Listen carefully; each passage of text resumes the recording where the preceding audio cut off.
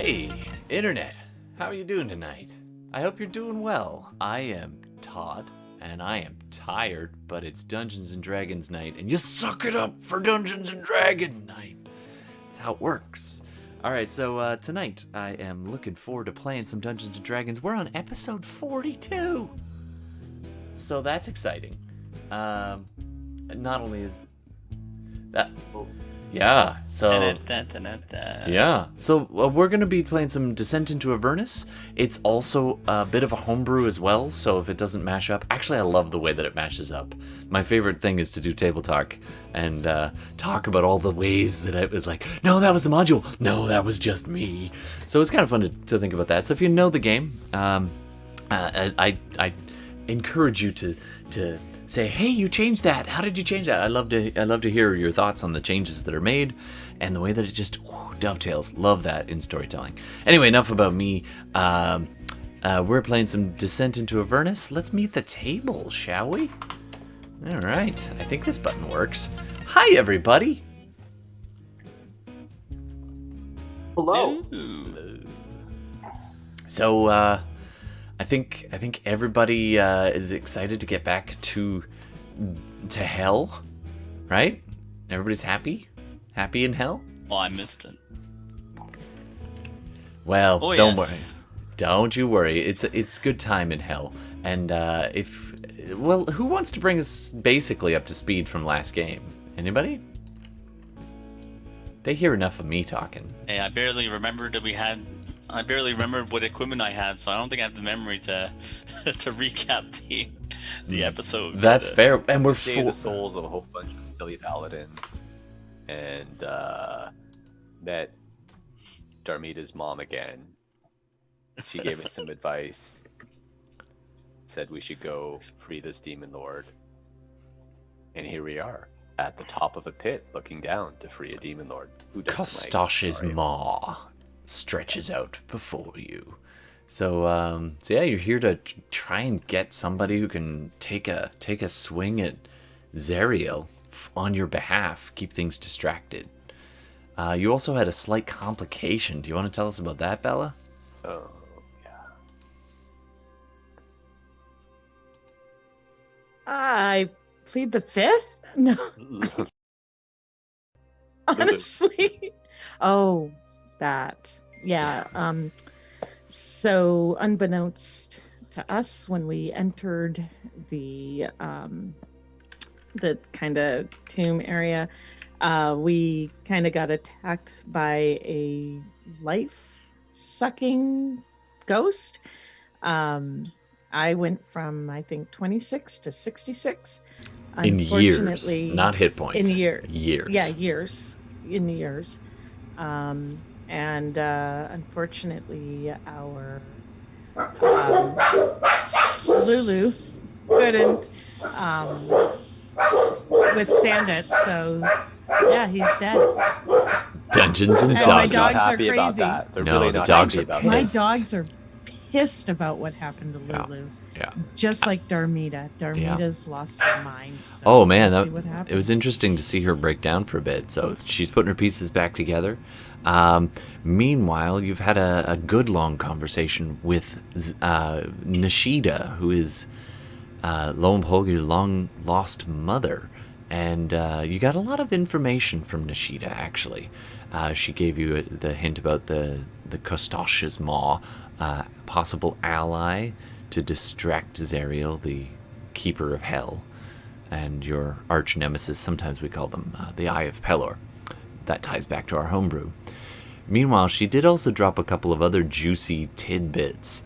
For example, I think it was Fenris, who's Gord's character, asked about an enemy that they've encountered a couple of times. In particular, a Erenyes by the name of Sarnia. Mm-hmm. Yes. And we have reason to go after Sarnia. A couple of good reasons, at least. Not the At least least. of not the Yes, least of indeed. which is you had some run-ins with her before. She was a henchman of the Eye of Pelor, You pushed her through a gate and hoped that that was the end of her, off to some other realm, but apparently she's here in hell somewhere. And that has gathered the attention of one Aarakocra by the name of Karl. Well, no, the name's not Karl. Ah, Your name is Karl. because it, I know, because it says it's a it in very the corner. bland name for a character. Yes, that's right. So, The Lord Master of the High Keep, the Delver of Dungeons. It's Karl. I do love that in any game. Oh yeah. It's excellent whenever it happens. I always hate stealing your name, Yeah. but it's the first one I think of, especially in Shadowrun, which we also do, by the way. So if you ever want to watch Shadowrun, drop by and check that out every 3 weeks or so. Anyway, sorry, you were getting into the mode. it's okay. You may use my name as you wish. Doesn't matter. I'm used to the memes. I share them myself. So Aarakocra. some of them are Falurie. accurate. That's right. Falurie is now, I guess a couple of weeks into, or a couple of days, weeks following this party after somehow ending up in hell, chasing Sarnia as well. So she has a vested interest in making sure that the party is focused on getting Sarnia. Absolutely. Now there was satisfy. There was a slightly complicating factor, is that you are on a mission wasn't sure if you were on a mission to assassinate Sarnia or to capture her, but you are on a mission. Capture, dead or alive, as long as I Nice. bring her back. All right. So, dead or alive, this devil from the 9 hells. That's no small task. Okay, so and then of course there's Henrietta. Henrietta is actually where we're going to just tell us a little bit about your character, and then we'll get started. Henrietta is known as the pacifist paladin of Paladin. She is part bard, which is a funny way of saying that. I shouldn't have said it that way. I'm part bird. Guess what part? Yeah, bard on my mother's side. Anyway, she's came here along with the whole city of Elturel and really wants to help those people more than kill the eye. But the eye is also relevant to her in that it's what kind of ruined her faith in the first place. Not her faith in Pelor, but like the denomination or whatever. Mm-hmm. And there has been this runaway sect of Pelor called the Eye of Pelor, and they followed the Eye of Pelor is what they kept referring to, but you now know her, they, as the Archdevil Zariel. Sorry, I forgot for a second. I was like, name. Boat. Let's not forget that a couple of your party members couldn't be here. They could not be with you because they are assumed dead or missing. And so we have Ben Koom, the Goliath barbarian, who gave presumably his life to buy you enough time to escape. That's the noble way of putting you all cheesed it and he didn't make it. And then of course there was Archibald Cunningham, the duelist rogue, who entered a dream with a night hag as part of a deal, and he never returned. So, it is now the 4 of you riding. You've been riding on an infernal machine, tearing across the hellscape, and you went through a magical archway called the Arches of Ulach. You willed yourself through, and I think 3 of you succeeded on the save, and 1 of you failed on the concentration save to get through the arches and bring you up to Kosch Maw. You find yourselves on the southern end of Kosch Maw, right down here, and you're looking down over a massive 500-foot pit stretches out before you, a giant crack in the plains of hell. Now, usually these, you can go ahead and start with a nice perception check here. You've parked your magic school bus a little bit away. Yes. So Todd, Yeah. I failed my, not just failed, I epic failed. So is there Is there a anything I consequence? should do there? In Dungeons and Dragons? Nah, there's no consequences here. Not by the rules. So Not officially. you epically failed your concentration check, right? You're the one? Constitution, yeah. Oh, your constitution. So as you came through, It was a yeah. yeah. So as you came through, the arches were vibrating, the stones on the ground. As soon as you got within about 150 feet with your magic school bus, it all started just shaking and rattling, and the ground itself just heaving. Retroactively, Gordon, I want, also known as Fenris, our shadow sorcerer. Can I get you to do a perception check for me? I just did 19. Nice. Yeah, I think we better use his. Yeah. So 19. So Gordon, you're rather distracted. You, having trained your mind to concentrate on spells, it doesn't take a lot of effort for you to make sure that you're like, okay, I got to keep the destination in mind as you come through. So you do manage, especially at the last second, to pull your mind back to your destination. That's not a problem. But as you're going through this archway, it's a terrible, horrid arch, like stretching up this broken landscape and this massive, almost wrought iron, this twisted hellscape iron, stretching high into the sky as you came through, and there were two of them. And it was disconcerting, to say the least, as you went through, but oddly beautiful. And you find yourself, you notice something as you go through. Sorry, my map's not working for some reason, so we'll leave that alone. It's theater of the mind again. All right, so as you went through this massive archway, as it started vibrating, it started to crack, and you see these etched reddish pulses pulsing through the iron, as though the cracks themselves are spelling out little runes. And then you can't catch them all, but you're like, wait, I recognize some of this iconography. This is a gateway of kind. You are a Waygate cult survivor, and so as you're going through, you're like, this is a teleportation gate of incredible power, and it is incredibly delicate.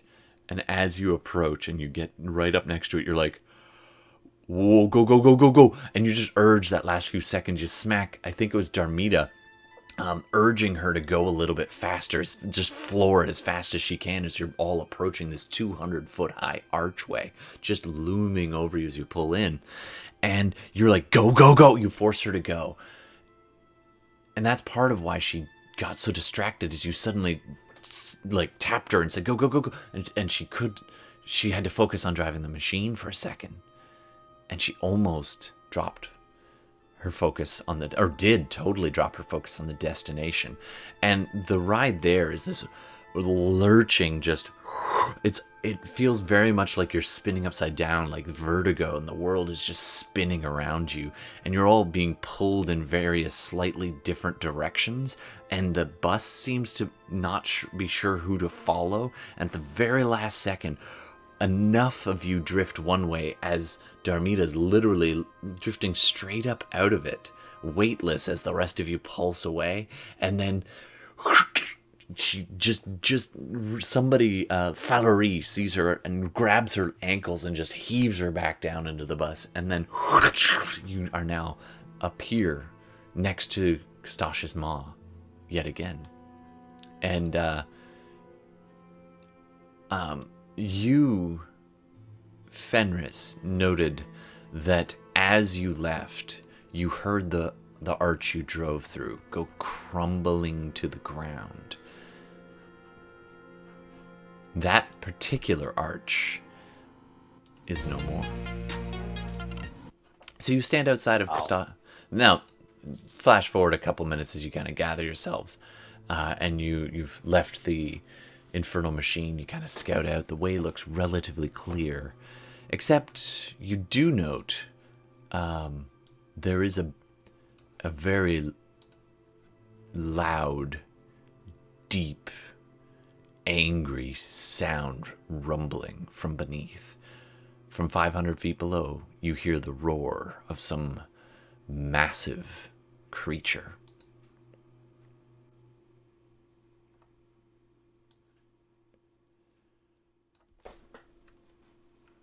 Great. What do you want to do? I remember before I was asking that there's not like an obvious way down, right? That was something you were establishing previously. Unfortunately, it doesn't.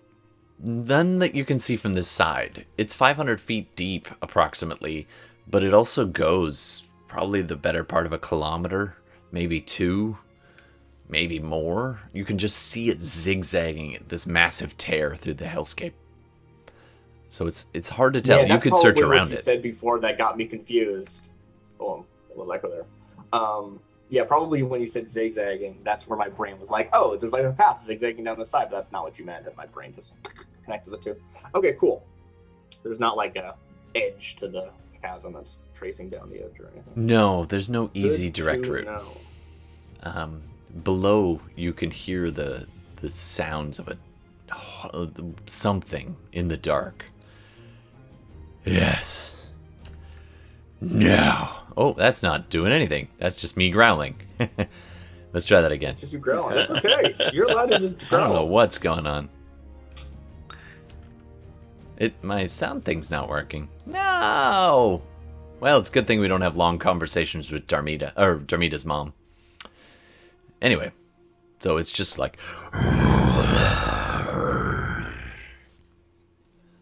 echoing off the walls. What do you I want to think do? that's the Demon Lord. He doesn't Could seem be. happy. Could be anything, really.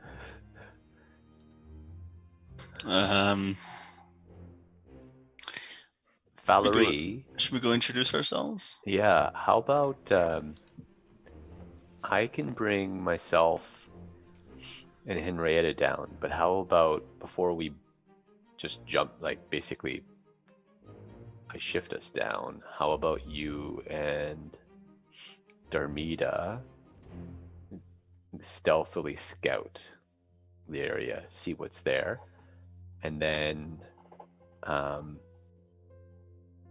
find a safe spot, and then I can bring me and Henrietta there.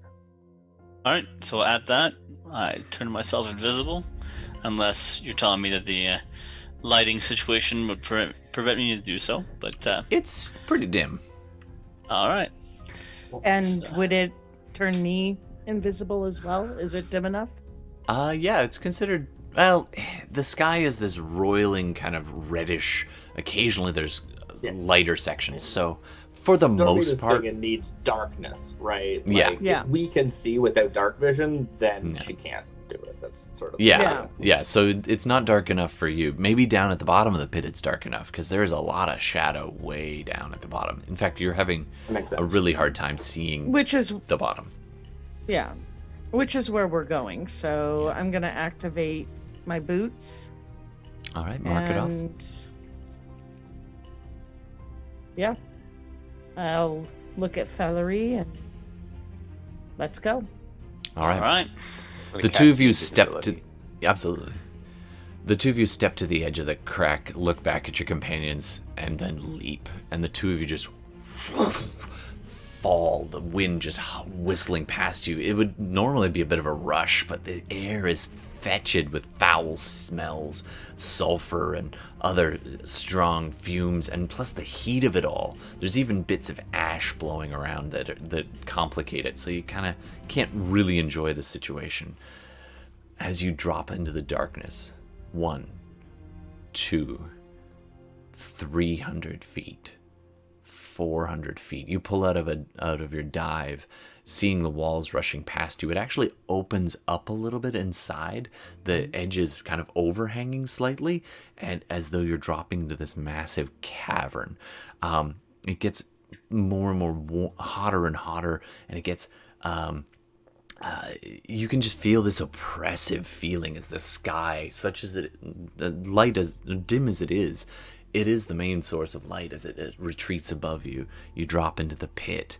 Can you both do perception checks for me? And stealth checks. All right, let's go with stealth first. I feel optimistic. I totally was going with stealth first. Ooh, 23. 22 for me. For my 20. stealth and perception. Yeah, let's go perception. 13 for perception for me. All right. I don't see shit. 4. Darmita, you're not a natural flyer quite like Falurie, so that's taking a lot of your concentration. And just making sure you just when you start to seek out, you see like a wall, like a jutting like spike out of one wall, rock platform go by, and you're just like, whoa, I have to pay attention. Now you got your feet down and trying to keep your hands up for balance. Falurie, this is your wheelhouse. You're just like, you go, and you're invisible now at this point. Falurie, you drop into the pit, and at the bottom, way down at the bottom, you see this tiny, it's probably only about 200 feet across at the bottom, kind of a flatter section, but there's jagged rocks and pillars making a natural kind of almost labyrinth kind of series of crevices in between and paths in between the rocks. At the base of some of these, you see this little thin trickle of black, and in some sections it's a pitch black stream. It's a little too hard to see from down here what it is, but you can see that there's almost no reflection off of it at all. And it's quite thin, and it doesn't fill the bottom, but in certain sections it does kind of block a path here, whereas, going around a crevice that way. You keep scouting ahead about 5 minutes. How long do you want to... You could get to the other side very quickly, probably in about a minute, and up to the other side. You could go, but that's horizontally. Vertically, the crack in there extends quite a bit further and along. You hear the sound of a creature just roaring in the dark. It sounds ahead of you, due north.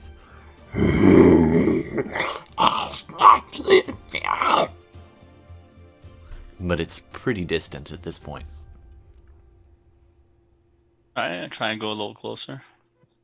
I'll follow along. You travel the distance pretty quickly, and you see towards the north end, there are a few stretches of brilliant orange glowing turf. And for a few seconds you're like, what? Oh. So a few of these sections do drop even further in, and you see the glow of red hot liquid magma. I can't even say it without saying it that way. So there is some light from that illuminating the far north edge of this, and you see small pools of lava here and there, and you see that same trickle of black kind of... It's funny because you can see at the points sometimes they flow side by side, and yet the black liquid doesn't seem to come in contact with the magma. It like just when you think it should flow into it, it kind of veers to the left or the right, pooling in a way that doesn't quite make sense with the topography of the ground, almost as if it's resisting the downward pull. Straight ahead and following a trickle of lava flow, you see over the top, it kind of rises up a little bit. It's probably only about 450 feet down from the surface at this point, and you can see over a crest you can see a bit of a vantage point, and then almost like a little valley within ahead. Can you do another perception check for me? Can I actually, so with this being my favored terrain, Yeah. and kind of looking at the terrain and what's going on, would I be able to do more of a kind of understanding of what's happening with this? Sure, you could do a... This would probably be an Arcana History? check. Arcana? It's Because not... usually for my favorite terrain, it's survival. In this case, though, there's something strange about this. Like, particularly the black Okay. liquid tugs at your memory. Okay, so And it's this is not something necessarily the not terrain. natural or the terrain, but it's linked to it. So you will be able to add double your proficiency to this. But it would fall under Arcana. I Or possibly don't have religion, proficiency at all actually. in Arcana. Or possibly religion. Slightly different DC. Yeah, it's the same. It's 6 of one, half a dozen of a 0. All right. Well, you still get to add double your proficiency, so that'll bring it um, up a little. And then if you want to, you can roll it. If you don't want Okay. to, that's I fine. mean, not at a strict reading of the rules, but I think that's reasonable to allow. Okay. So it's +8. Mm-hmm. Okay.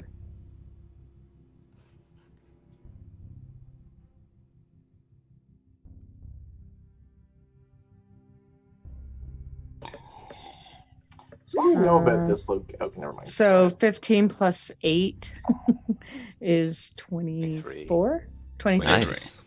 All right. You're hovering about 10 feet off the deck at this point, trying to well, probably a little higher than that. Some of these cresting hills, a little stone pillars and such, kind of raise up as high as about 20 feet. So let's say you're hovering at about 25 feet, unless you want to hover amongst them. That'd be even more stealthy, or you can fly above them and it'd be easier to fly. Your call.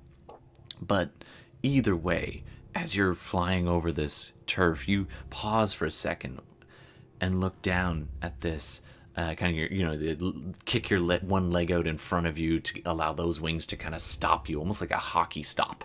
Your hands out for balance. Falurie just like a dart, continuing on to the vantage point. You look down below you and you take a good look. Now that there's a hint of light, you can get a better look at this black ooze. You know what that is? That's demon ichor. There have been, it's said in certain places, the never-ending war between the demons and the devils. Certain places on Avernus are, well, actually most of it is a scarred battlefield. A hellscape torn up by endless conflict.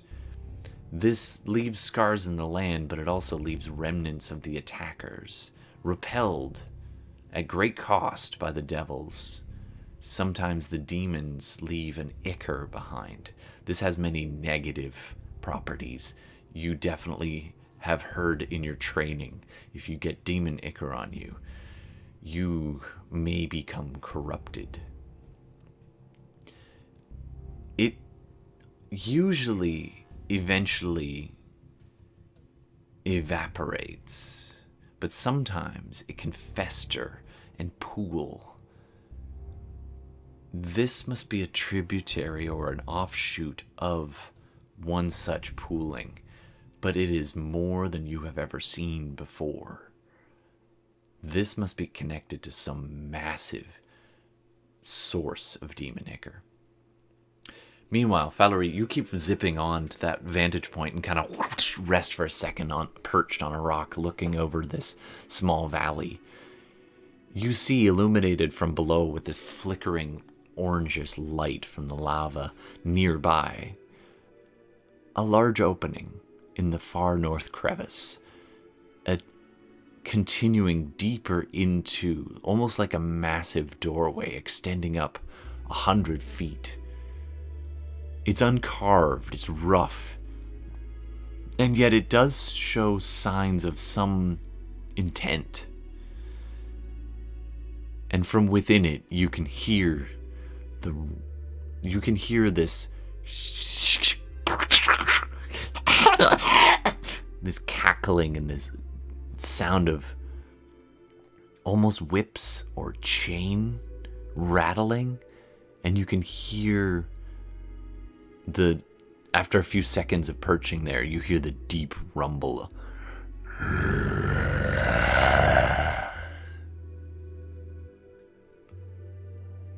coming from within that large gateway.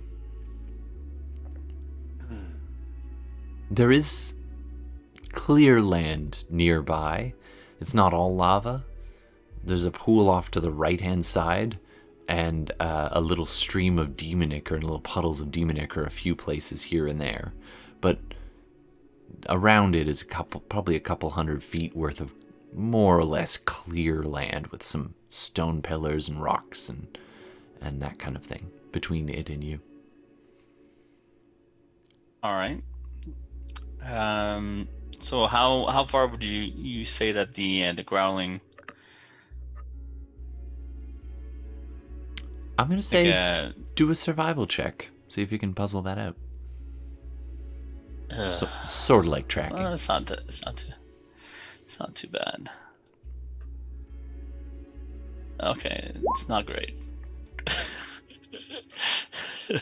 That's not bad. Oh, yeah, it's not bad. It's close, guys. Yeah. Shit.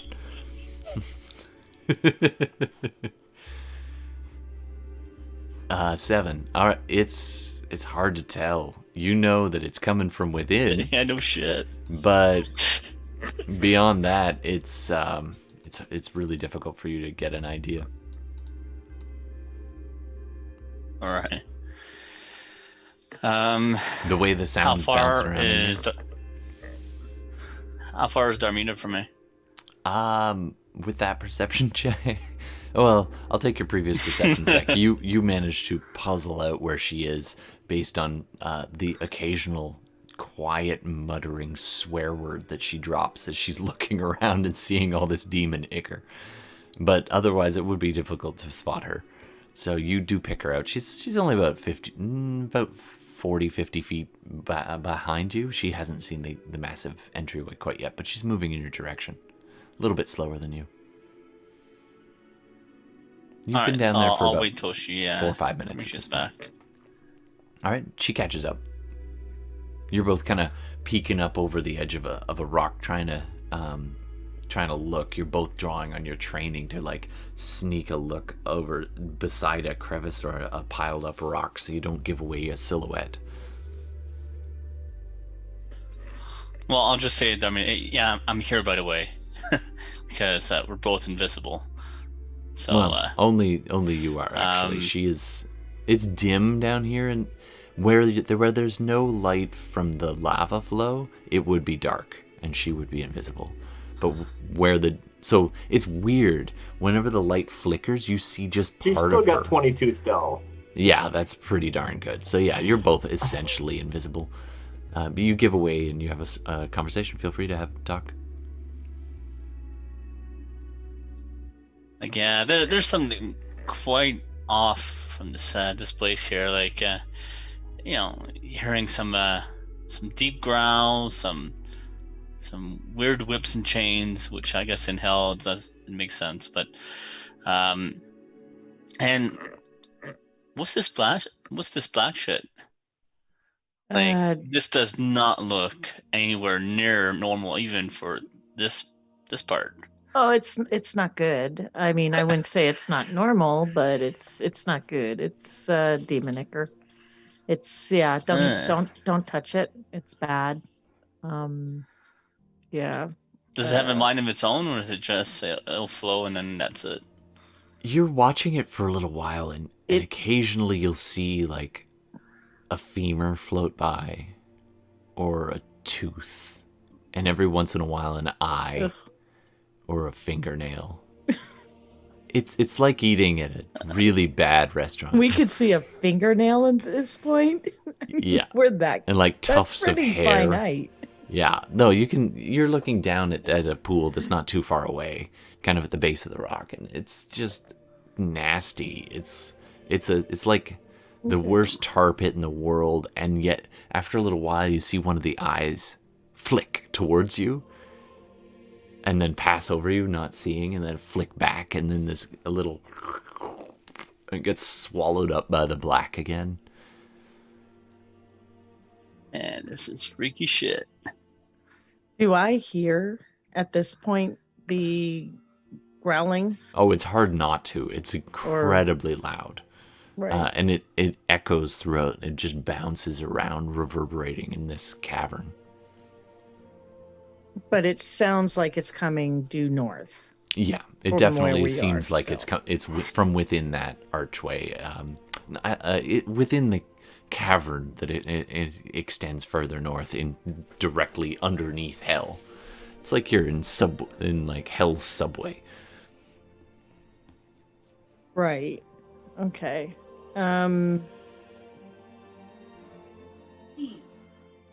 You've been gone about 8 minutes at this point. All right.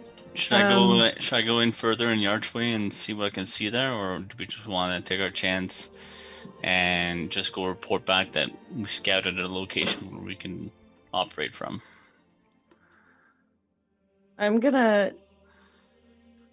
Let's go to the edge of the archway, and I Mhm. want to just try to see how far I can see and see if I can sense where where is this, or how close is this sound? Sure. Yeah, I'll Is try it figuring right that out. past? But I don't want to pass the threshold. That's fair. She's All right. right. She understands that there may be something here that's holding something back, Absolutely. possibly. Okay, so go Otherwise, ahead and do why wouldn't it have come? As you both now have to break cover to get a little bit closer and go across this kind of open section before the entryway, I want you to do a new stealth check for me, please. Oh, of course. What could possibly go wrong? 21 ain't 21 bad. for me. Hey, 21. double 21s, The two of you That's are right. just like, which is really 42. yeah, exactly. These add. 42. Whoa. So, whoa, and it's episode 42. It's all connected. Whoa.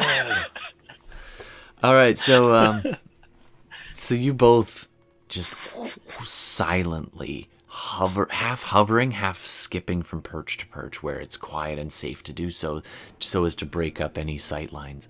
And you just, one of you makes your way around to the far left, one of you makes your way around to the far right, and you both meet on opposite sides. It's only about 30, maybe 35 feet across. Each of you at the base of each one of you at the sides, at opposite sides, and you kind of manage to keep tabs of where each other are, and having like given a quick plan before going in, you both get up right up next to the opening. Can I get a perception check from both of you, please?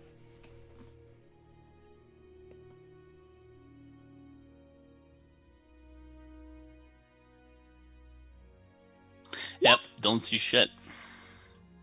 That's a 7 and an 11. And an 11. Which is like an 18. Come on. So as you get right in close, you go to take a look, and you start peeking your head out, like one of you and then the other, and then there's this massive, and it's so loud the stones like vibrate at this point, and echo, and you pull your head back instinctively. You didn't get much of a look in the entrance. At best, you determine that it sounded like it came from at least 30, maybe more feet away from the entrance to this cavern within. you also, as you're sitting there like, that is not small. Whatever that is very large. And you also hear these other sounds now that you're up closer. This is not the right music for it. It's a nice hellscape here in... Nope. That's a little better. Do either of you speak Infernal? Hell no. Of course. All right, so Darmita, you pick out the actual words. Falurie, you hear the words. You just hear the guttural screeching and hissing of devils. Inside, you can hear some devils speaking, Darmita. They're saying, "Get him again." "Oh, he won't talk." "I don't care. It's just fun to watch him squirm." And then a few seconds later, you hear, and this weird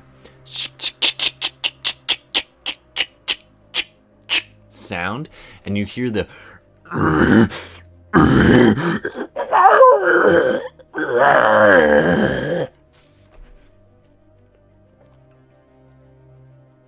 Do I have enough to surmise that he's being tortured? It seems to sound that way, but with an 11, it's hard to say for sure.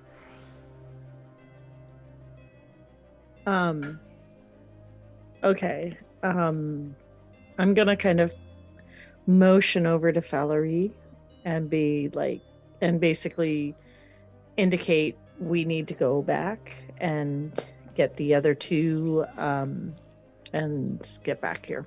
So you go to motion and you're like, All right. Falurie, you don't see for a few seconds, and Darmita's like, damn it. You have to step out of the shadow a little bit, kind of not in line with the door, but further back where the light strikes you and your hand and arm kind of appear, your Gloomstalker nature to just fade into the dark. So eventually you get your hand, get a hand signal across to Falurie, like kind of bounce. So you pull back. Do you want to go up and out or back the way you came through the winding crevasse? Want to go straight up? Yeah, let's go straight. I'm up. good. I'm good with straight up. All right. Up and out. So you guys Let's do it. Hauling ass. Double flying timing. up, trying to keep out of line of sight, which is your main priority at the moment. I'll take the previous stealth checks. It's fine. So you come up over the crest of this hill, and it's a very abrupt drop. As you suspected, the walls kind of close in a little bit as you're flying upwards to this overhang, and then the overhang just stops this ledge, and you up over top. Next thing you know, you're like 30-40 feet above the more or less smooth plain. There are a couple of mountain peaks nearby, but kind of foothills off to the kind of surrounding in a few places, and this massive crevice, whatever tore this open, is really hard to it's hard to fathom what could have done this to the ground. You find yourselves on the far north end of Kosch Kawst Karls Maw, and you look due south, and you can actually see.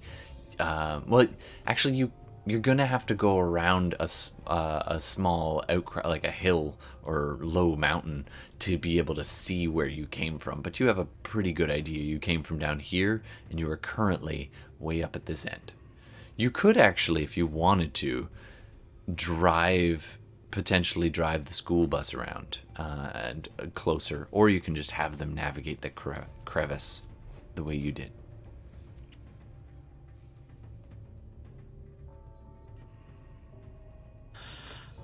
Well, I think. Yeah, go ahead.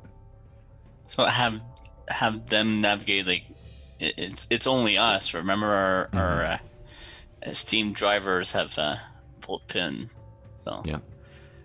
Well, I'm the driver now. yes. Anyway, you But can I'm think about assuming that. you're talking about. Yeah.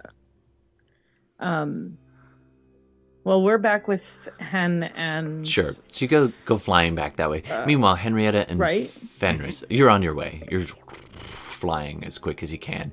kind of skirting around, plotting a route that you can maybe bring them and the vehicle from. Fenris, Henrietta.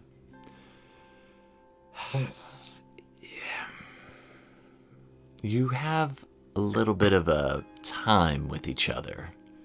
Uninterrupted. Nothing to murder or kill or fear for your lives. Listening to the echoing sounds. When has that ever been a thing? I know. It's unusual that you've now not... No, I don't remember ever having something to murder, kill, or fear for. Well, you've had to fear for your What is life that? and flee on occasion. But you haven't had a lot of downtime between the two of you, is I my might have slept point. through those. Yeah. Yeah, maybe. So, Yeah. you both find yourselves hanging out near this strange infernal machine, listening to the echoing Ask you a couple roars questions first? from beneath. Sure. So what do we know about this Maw? Like, is this... We know we're coming here to find this, like... Is it a demon or a devil, or... A demon lord. Is it a demon lord? Yeah. And presumably they're, like, imprisoned here. So, like... By the way, I'm taking do it we as know you're this place as, like, a chatting prison? with Fenris about this. I mean, either way, right? Like, Yeah. if we need to discuss it, then we'll discuss it. But if this is knowledge that I have as hand, then I'm not 100% sure if this is something that we've established. This is that knowledge you have as hen. a prison, or if this is like just Demon lord in this prison. demon lord has been Yeah. imprisoned here. Because they're different Yes. things, right? Yeah. Free the Yeah. demon lord. Demon lord doesn't like Zariel. And Right. You would- once we do that, we get back, we report to Nishida. She helps us find the Bleeding Citadel, and also where the Arenius is, if she can find her. All right, I get all of that. I'm just wondering if Yeah, this see- is, if it's a prison normally, or if it's just this one specific demon. You do Let's know look for that this one demon lord. this I know demon that's why lord was we're here. here. And you also do know that Zariel... You gathered from Nishida that Zariel has taken the prized weapon of this demon lord. And when I say demon lord, I don't mean just like a demon. Like, it is a lord of the demons. It is a commander. It is a head honcho. In fact, Henrietta, as your whatever this form this conversation takes with you and Fenris kind of confirming this, or you're thinking about this, there's this scratch at the back of your mind, as though just like on the back of your right side of your head is just getting warmer, and you get this sense of like Right. every time they mention, you're like, what's the name of this place again? Kosch Kawst Maw, and you're like, and that name just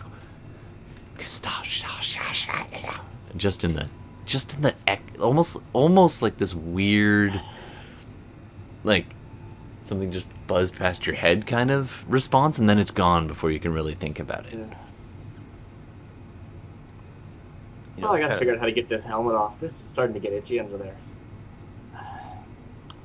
it's kind of funny. This thing wants his weapon back.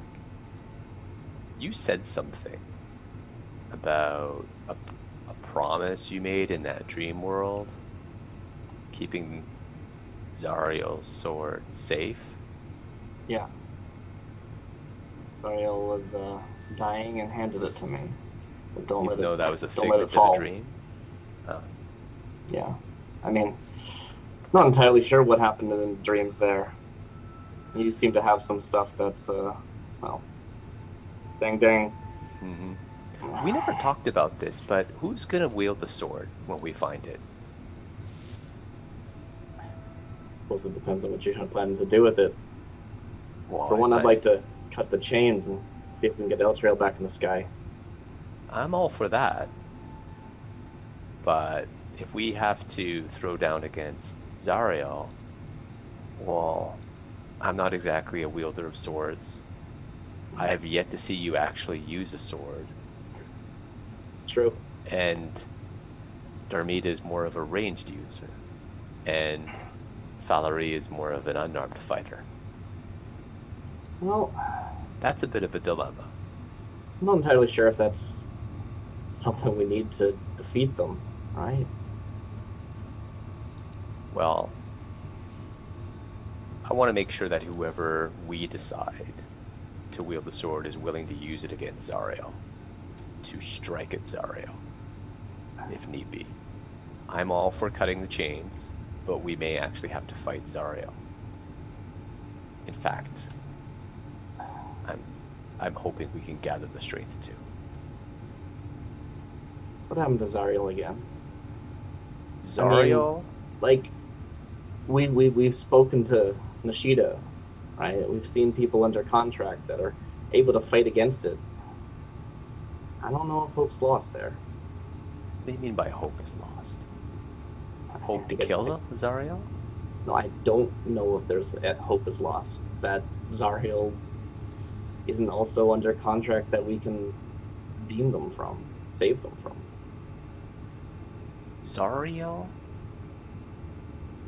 Zariel, the Eye of Pelor, murdered my parents. Zariel murdered Darmita's mom. Zariel, it totally tarnished your order. That's Zariel. Yeah. You and I never really spoke about this. But when I lost my parents, everything I do is for them. And when it comes to Zariel, it actually doesn't matter whether you think Zariel could be redeemed or not. If given the chance, I will strike him down, and I will ensure that he goes down. At best, I will undo what he does, but if there is an opportunity to defeat and kill Zariel, we will take it. I don't doubt that you will. You've grown in this time, but that doesn't surprise me to hear. I guess the question is, have you? It's fair. Look, I'm not saying that that's even possible, but you've seen what people do in contracts to demons, things they can't, or devils, whatever. Unthinkable evil. But that doesn't mean it was them. And look, I don't know. Maybe I'm completely lost thinking this. But I've got to try. That's what fate's about. You want to try to redeem Zariel? Is If that it's what possible, you're saying? if it's possible, I'd like to. I think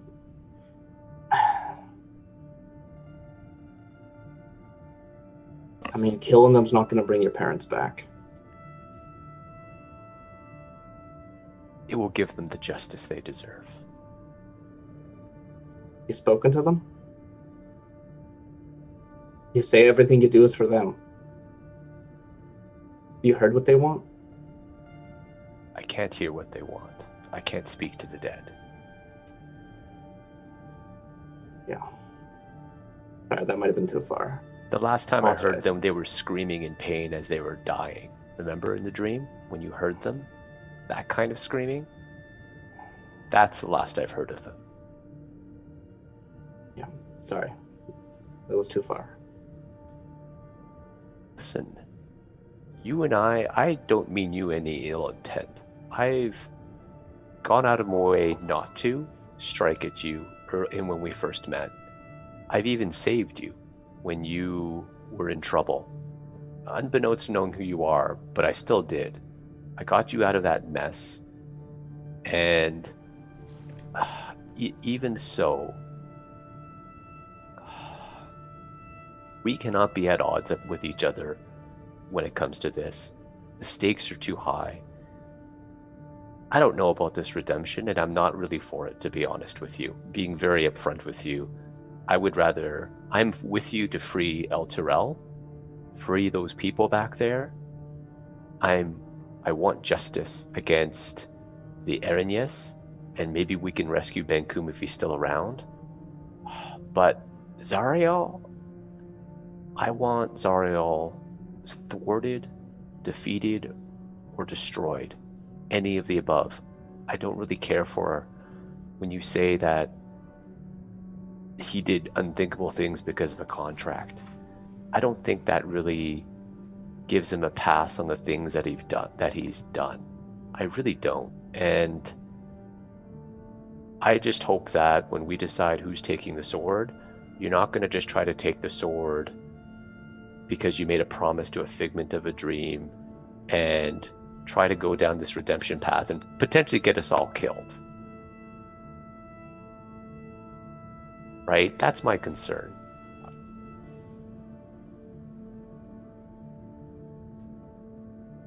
So we have a decision to make as a group, Henrietta. We need to really decide who is gonna wield this sword, how we can wield this sword, how we can get out of here, and how we're gonna go about stopping Zariel. Because right now you have a fixed path in your mind of what you want to do, and I don't think that's the same path that the rest of us. And we should all just talk about it, because we all have to be on the same page, because we're all that's left.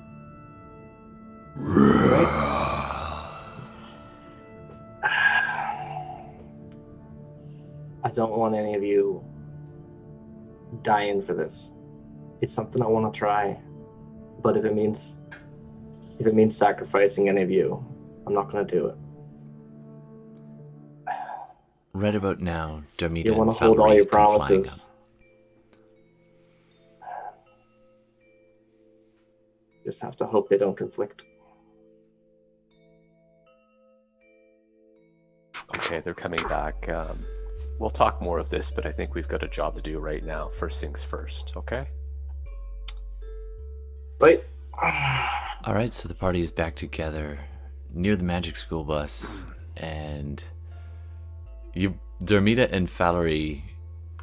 Darmita, what's your passive insight? Insight, 10, right?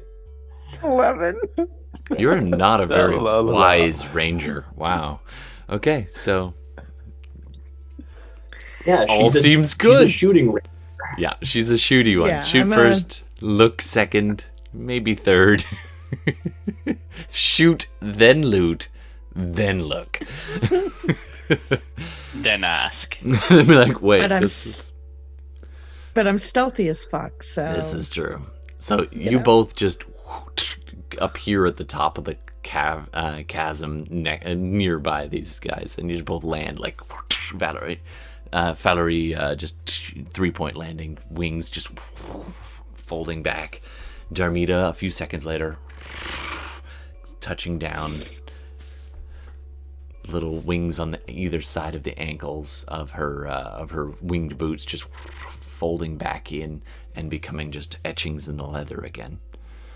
All right, you're back together. What do you want to do? You see?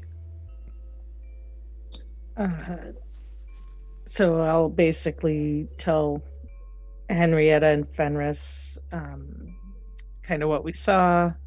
I think the Demon Lord is there's somebody down there. There are at least 2 other voices I heard down there with him. It sounds like they're torturing him for the heck of it. I think it's funny to see him, as they said, squirm. So I'm assuming they're referring to the Demon Lord. But he's about... We didn't get close. We got maybe within 30 to 50 feet of him. We didn't see him, though.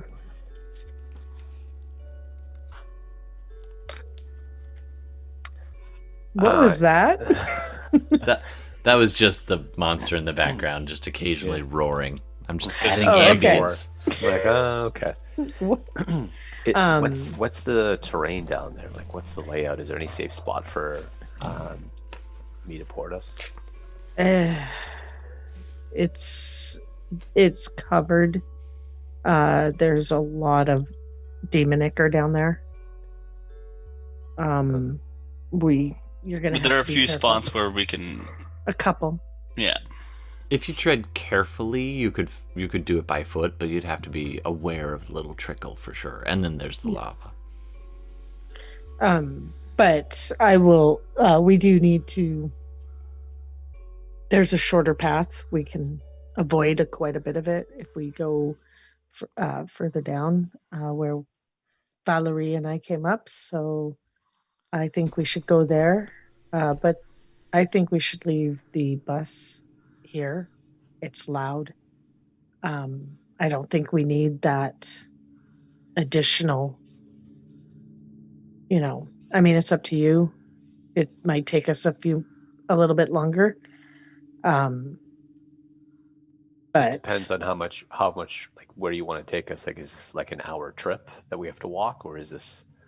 It would probably take on foot how long? about an hour, maybe a bit more. Oh, a bit really? less. Yeah, it's Long? well to go I up think and it'd be around. You like gotta days, honestly. Well, nothing's quite to scale on this map, so it would definitely take. Yeah. It would take at least an hour, maybe 2. You have to kind of get around some passes, and the terrain can be a little rough in a few places. Yeah, let's take the bus. We'll take the bus. All right, The bus. you guys clamber back up inside the bus. Henrietta calming her mount as you get back into the back, and the celestial blessed horse that you've been riding as your mount. You kind of coax it back inside the cargo area of the bus and kind of help steady it as it starts up again. The soul coin just dropping in, and just this horrible screeching sound as it turns over. It begins to rattle, although with the roars of the demon from below, it's loud, but you can probably get quite a bit closer without drawing too much attention. So go ahead and move the bus where you'd like. The arches are right. You can kind of see them on the map right there. So you can park your bus anywhere you like. So where do you want to go? Who has control of the bus? I don't. Oh, I don't know if I've given control of the bus to I don't anyone. actually. Nobody. Nope. It's just me. Hold on. Let me see if I can fix that.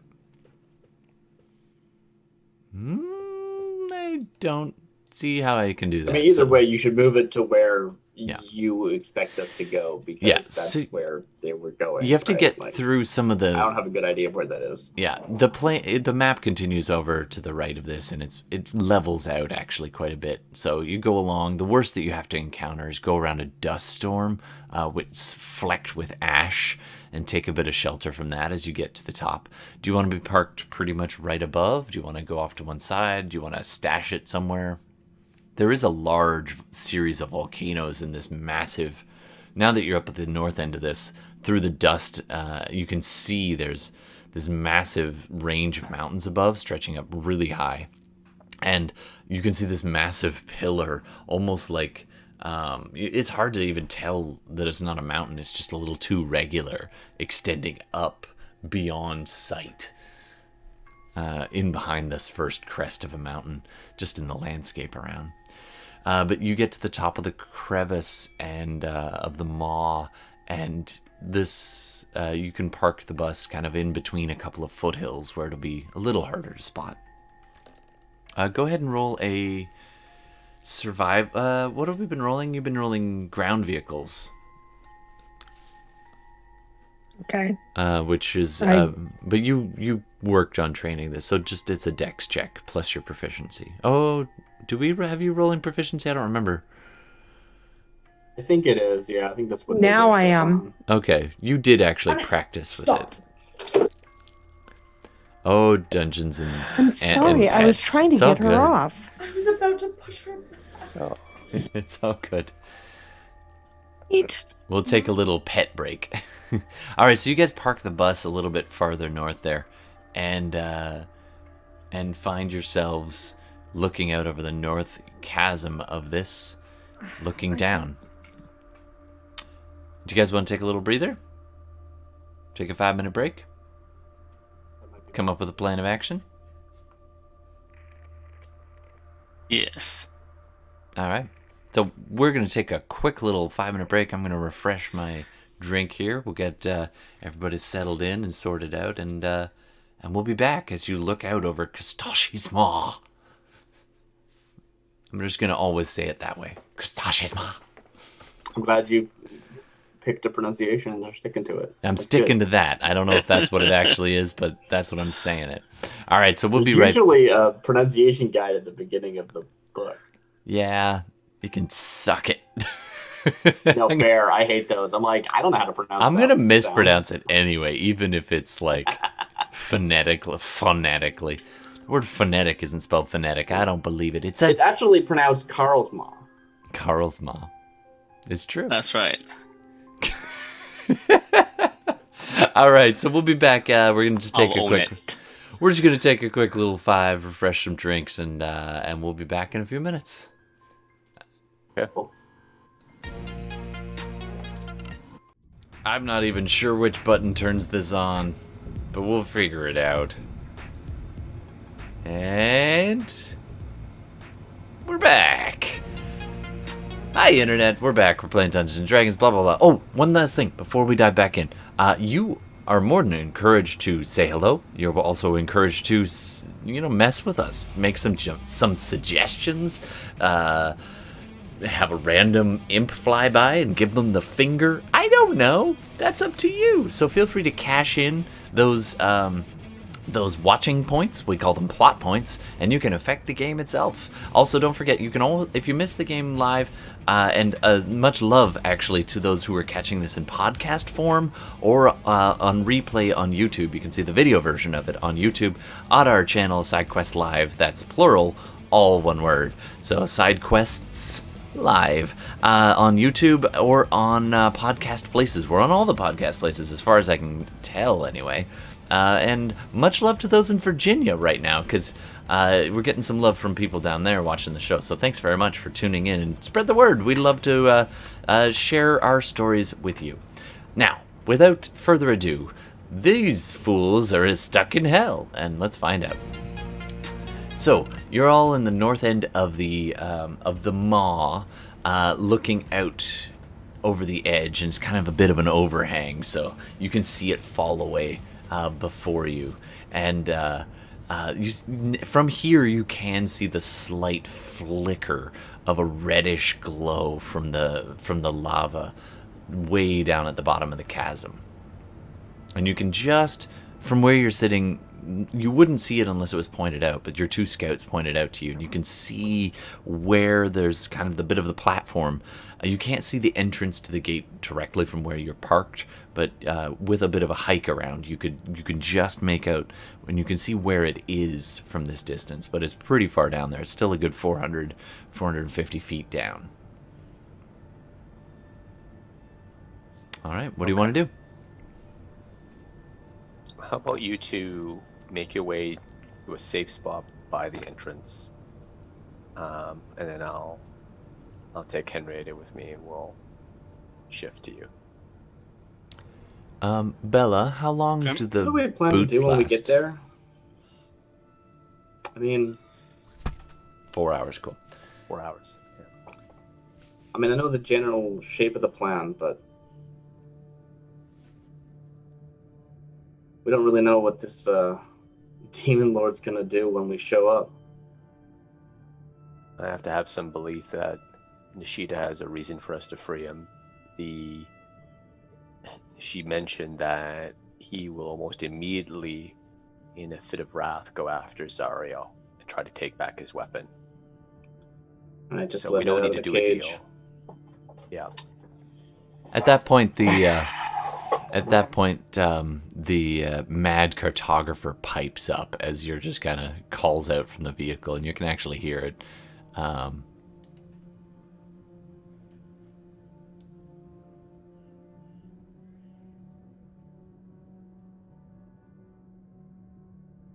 Yeah? Sorry, I don't know if you guys can hear it, but it's playing. I guess you guys don't hear it. No, I didn't hear anything. It's playing on my headset, but not on yours. Suckers. I don't even know if it's making it out to stream now that I think of it. Anyway, needless to say, the cartographer says things like, the enemy of my enemy is my friend. Or does that hold true in hell? Or some such words. All right. So your scouts make it back down there on their own wing, and Henrietta is standing there ready. Fenris, you clasp Henrietta's arm and teleport down. Mention door to them as soon as they signal that we're like they're good. All right. In the blink of an eye, you're standing and seeing the same view they saw. A small kind of stretch of rock with a few pools of ichor off to the left side, and then some more, a little bit of bubbling pool of lava pouring, kind of bubbling up and pouring out of a small crack in the crevice pretty far to the right side. And in the center is this kind of dome of what was probably once lava, which is now cooled and hardened into rocks. And then you see this massive crack in the wall entering in this cavern before you. Can I get stealth checks from everyone, please? Before we just go in, is there a spell someone wants to cast to help us move in sneakily? Yeah, so what does this mean like pass stealth without a check even trace? Yes. represent? Like, is it we bamf into existence and we're suddenly trip, or Just like, shadows envelop you and moving? me. Shadows just envelop you and me, and then all of a sudden you see shadows just kind of form next to them and then part, and then there you and I are. Yeah. All right, so I think I have to use 2 key points. Is it 2? I can cast it without using key points, Yeah, you'll Alright. lose your hunter's mark. but Heck on. you will have to. The thing with it is you have to stay within 30 feet of me. Mm-hmm. All right. So you cluster up basically from that vantage point you had before. There's a little walkway leading off to this platform, or are you going to try and port them right next to it? Either way, you're just outside the entrance. Do you want pass without a trace or? Yeah. I ticked it off, so All right. So Darmita takes a second and quiets everyone down and makes slight adjustments to everybody, and you can just feel the sense of dampening of sound all around you. She motions for you to be quiet and hunkers down in a place and kind of shows you where to walk and where to pause and when to move. And you've learned by now to trust her instincts. You are passing without a trace. Okay, so you can add 10 to that. Any stealth checks that you've done. 22 for me. Ooh. Whew. What a time to roll in that 20. Whoa. 32. 32 for Gordon. 18 for Henrietta. 34 for me. 34 for Falurie. Falurie is invisible. You just go to look and he's just nowhere to be seen. All right. You begin your approach and you can hear the same ratcheting of chains and creaking, the kind of gurgling laughter from within. Those of you who can understand Infernal can hear at least 2 voices. Go ahead and do a perception check for me. Let's pick 2 people. How about me? I've got How about the pretty 2 good that can perception. speak the language? I Sure. can speak the language. Yep. Those are the 2 people. Okay. Oh, that Good would be me call. then. Ooh, just a 10. Just a 10 The 10. and a 6. You guys, and no, that's persuasion. I don't know if that makes a difference. It probably does. Probably not that much though. Well, one's charisma, so. Yeah. True. They're the same mod. It's Oh, a dear. +1 mod. So Okay. All Okay. right. So neither of you hear too much. It's just you hear a few snatches of phrases here and there. They're using a lot of local slang, local Avernus slang. It's hard to pick it up, what they're saying, but definitely you hear like, "Get him again. Yeah. Hey, my turn. No, my turn. Yeah, my turn." And then there's some guttural sounds and clacking sounds that you can kind of pick out a little bit here and there, and that's about it. All right. You guys are at the entrance. Stealthily peek in. What do we see? It's dark and it extends further down on a slight descent. The ground is fairly uneven here. If you're walking, it would be considered difficult terrain to kind of pick your way around these random little rocks without making a sound. As you all kind of creepily enter into this cavern, it extends down. It's about 35 feet wide, but it narrows as you go in. So pretty quickly it becomes about 30 feet, then 25 feet across. It's still almost 100 feet at the very entrance point. Then it begins to lower down in the same way as it kind of burrows into this hill, into the side of this crack in the ground. It extends further in, and you can kind of see a little bit. The light is actually kind of throwing your vision off, being nearer to the lava flow at this point, off to the right, right near the entrance. So it's kind of ruining your incredibly powerful night vision. You can see there's a bit of a cavern. It extends at the very minimum 40 feet in front of you, but it's really hard to pick out any details. And there don't appear to be anything in that immediate vicinity. And it kind of descends down into, it gets down about that far, and there's a bit of a kind of a shift in its pattern as it shuffles to the right. And so as a result of that kind of, it's not a turn, but it just kind of, there's an outcropping on that kind of blocks the way, and it kind of continues on past that. And so that makes it hard for you to see beyond about 30, 40 feet within.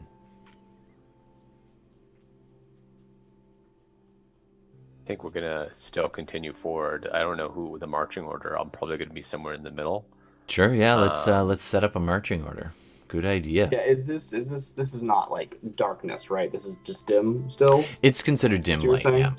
Yeah, okay. Because, yeah, you know. I'll be toward the front. She's comfortable there. Yeah. All right, I'm going to drag you to a new map. Okay. I didn't have map. time to change the coloration on this, so you're going to see trees. Please ignore the trees. Those are just strange mineral deposits. Okay. They're all stalagmites. Can you see this map? I'm not sure if you see it. Sometimes they don't No, we show. can't. Yeah, I see black. Of course it does. Just toggle it on and off. Yeah, 1 second. Okay. Ooh, that's Ooh. quite nice. All right, and I'm gonna put that back on just so I can kind of reveal a little at a time. But you're like, oh, that was so good. I wanted to see more. All right, so you have entered through the far right side here. Okay. This opening right here is the entrance extending in, and you can kind of see it twisting and turning as it goes further down. After quite a while, actually, a little more than 30 feet, because retcon, you can see that there's that outcropping, and that's this kind of large stone in the center. And it appears like it widens out beyond that, but you can't see much beyond there. So that's probably a good, what is that, at least 60 feet extending beyond? As you begin to march your way into this large cavern.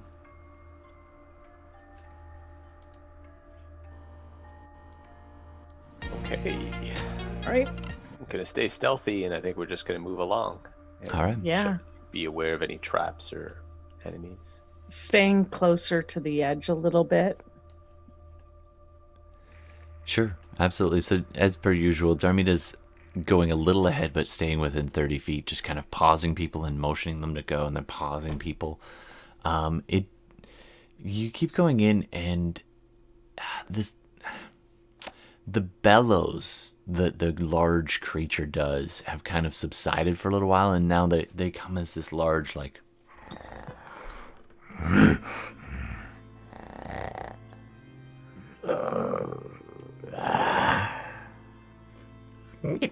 sick. It's sick. And the infernal, you understand. Those who speak it, you understand. It's passed out. Shall we play dice again?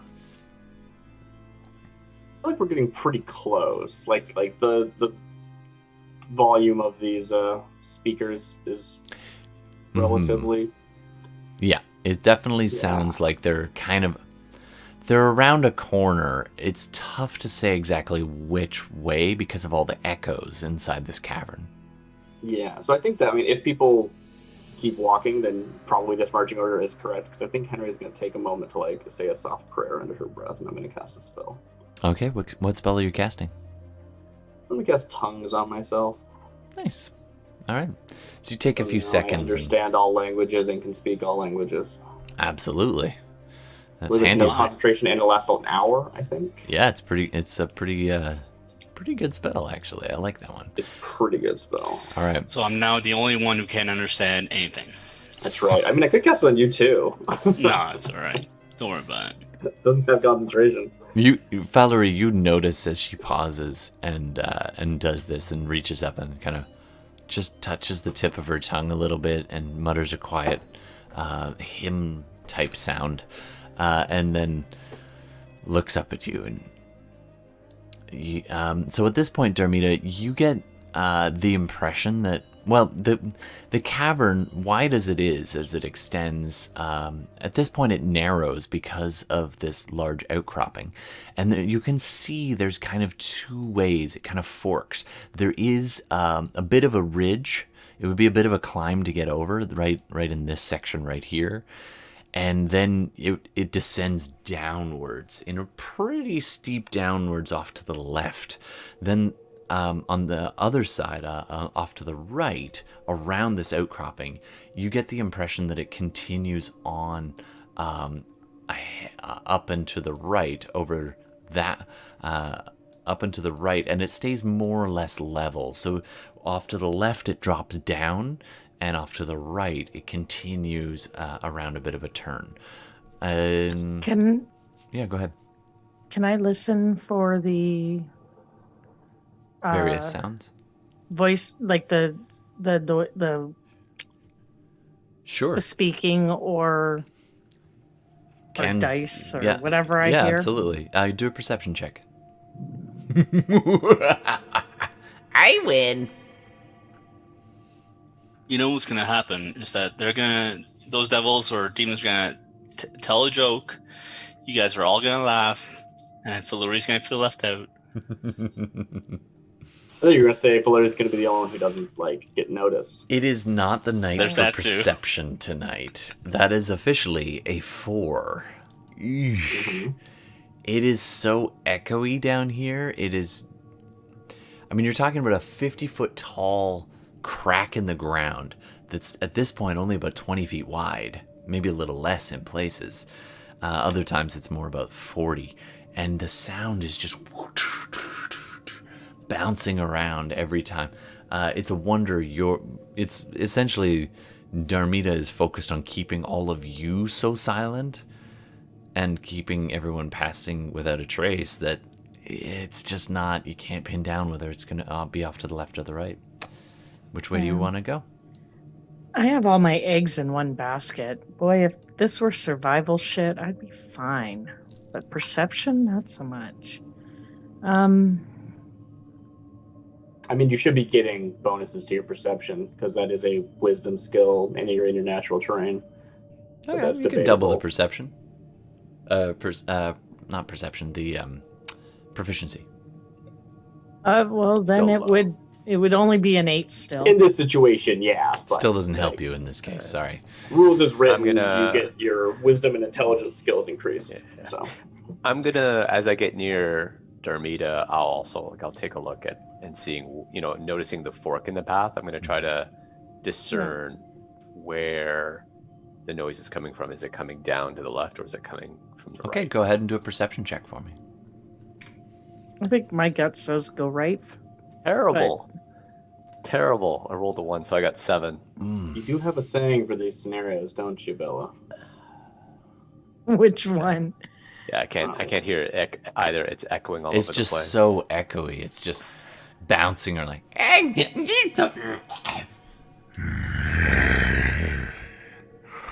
We're screwed.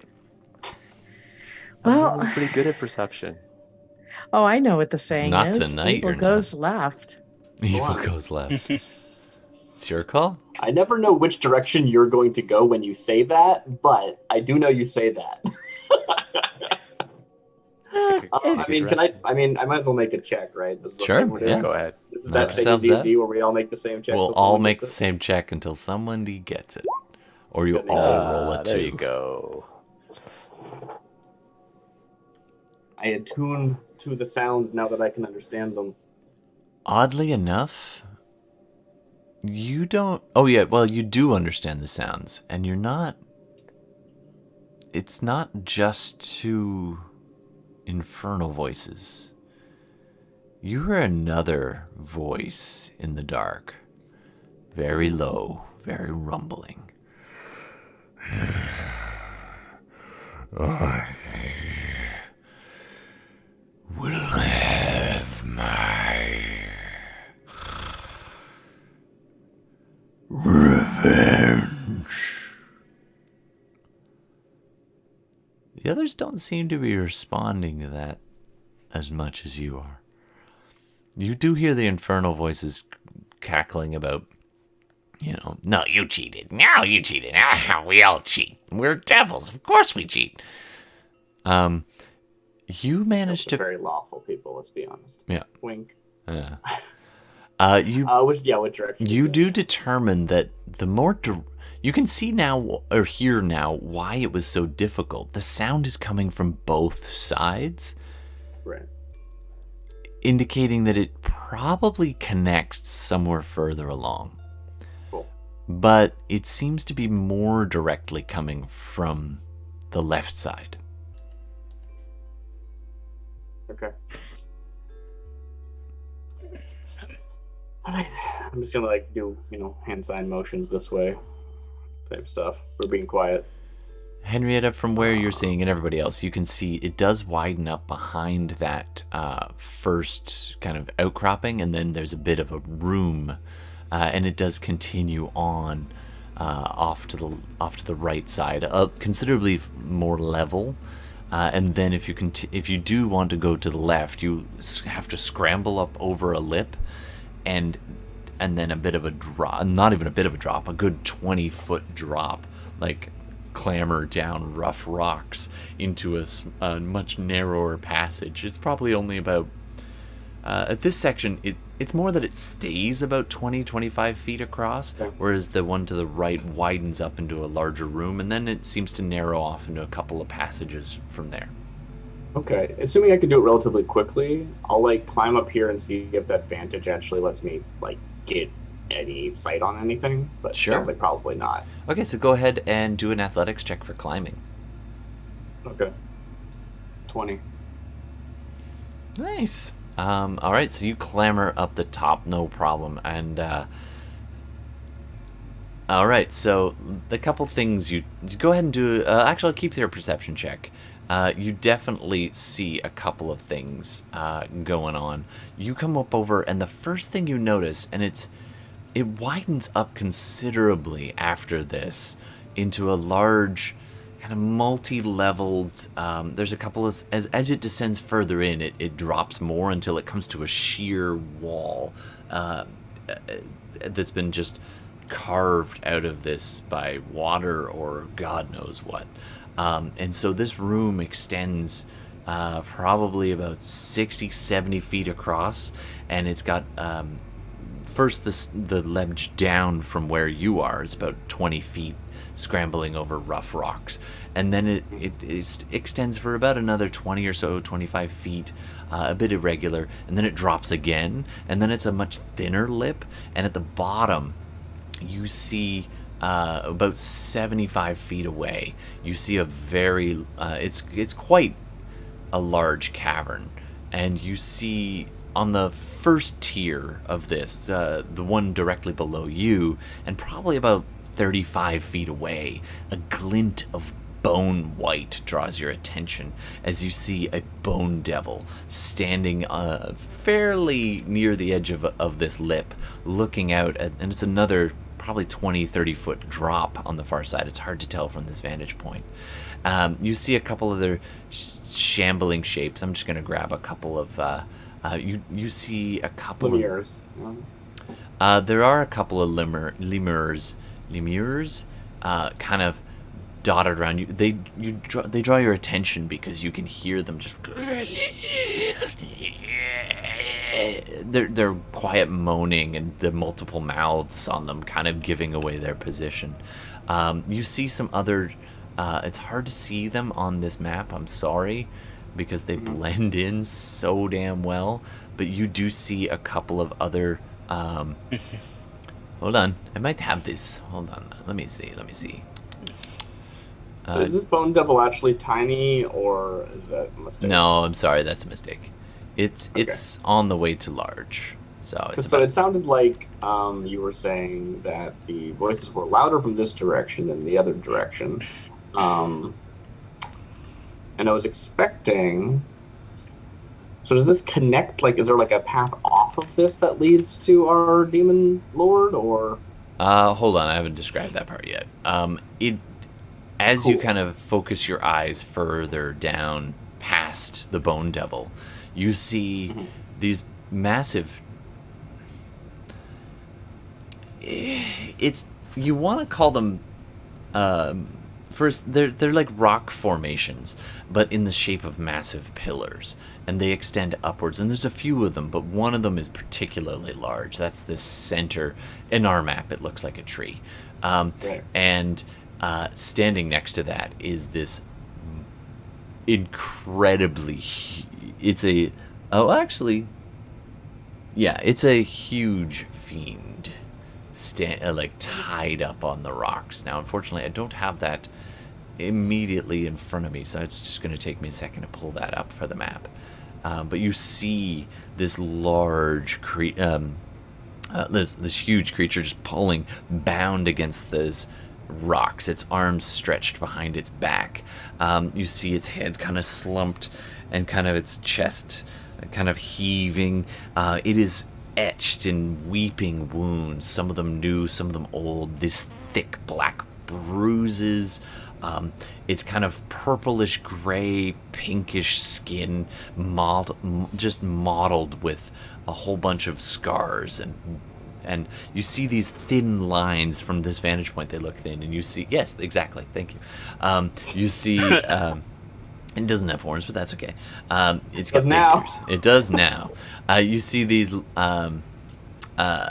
this almost like brutish, oversized head, and these thick shoulders extending down to slightly...